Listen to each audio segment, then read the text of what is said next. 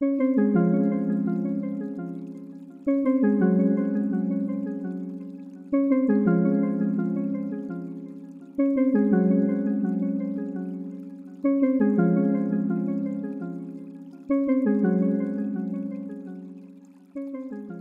house is made up out of 6 pods built on a plot overlooked from all sides.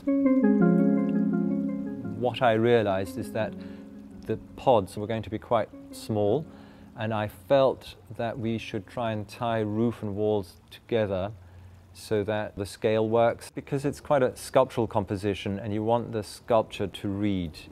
I was looking for something that would give me a uniform finish. I was quite open to it being a colored finish. The usual aspects of longevity were important, the fact that it needed to be malleable so that you can work it well. I was keen to go back to the simplicity of it almost being like a hut. That sort of all seemed to work quite well by using a standing seam material.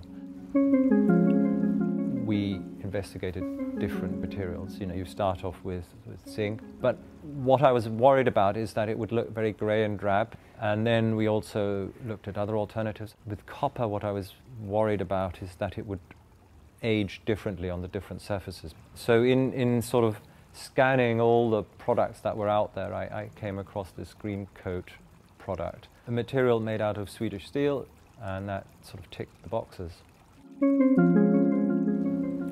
These days we have to think about all the components that go into a building. Swedish steel uses very little scrap in their manufacture of steel, so it's a very pure steel which is very resilient to corrosion.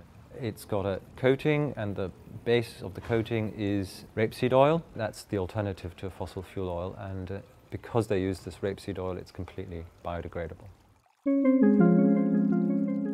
The 6 pavilions are completely different in their geometry. There's hardly a right angle in this project, and with the steel we could tailor it to fit like a garment. Each unit could be clad, and the malleability was a real advantage in achieving the finishes that we were looking for.